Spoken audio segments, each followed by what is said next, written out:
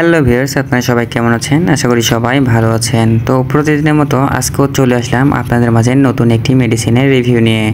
আজকে আমি যে মেডিসিন নিয়ে আলোচনা করব অবশ্যই থাম্বনেল দেখে বুঝে গেছেন আজকে আমি কি মেডিসিন নিয়ে আলোচনা করব। তার আগে ভিউয়ার্স, যে কোনো মেডিসিন সেবন বা ব্যবহার করার আগে অবশ্যই একজন রেজিস্টার্ড চিকিৎসকের পরামর্শ নেবেন।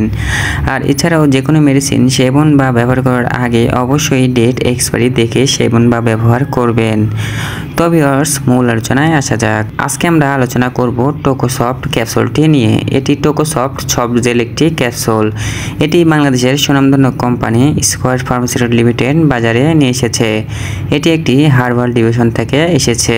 তো ভিউয়ার্স, আজকে আমরা আলোচনা করব এই টোকোসফট ক্যাপসুলটি নিয়ে।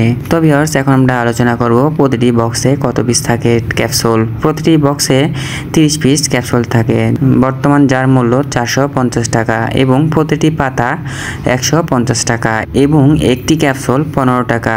তো ভিউয়ার্স, ভিডিওটি যদি আমার ইউটিউব চ্যানেল থেকে দেখে থাকেন অবশ্যই চ্যানেলটি সাবস্ক্রাইব করে পাশেই থাকবেন এবং আমার ফেসবুক পেজ থেকে যারা ভিডিওটি দেখছেন অবশ্যই পেজটি ফলো দিয়ে সাথে থাকবেন।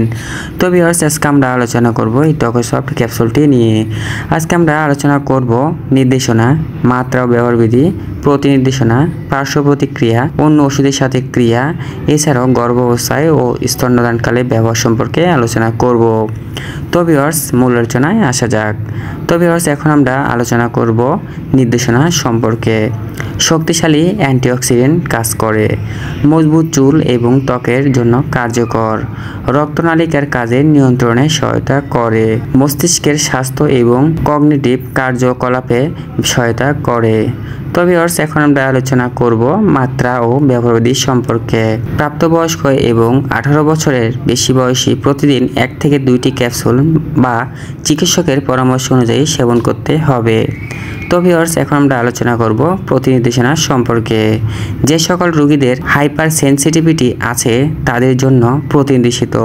তো ভিউয়ার্স, এখন আমরা আলোচনা করব পার্শ্ব প্রতিক্রিয়া সম্পর্কে। নির্দেশিত মাত্রায় শরীরের জন্য সহনশীল। তো ভিউয়ার্স, এখন আমরা আলোচনা করব অন্য ওষুধের সাথে ক্রিয়া।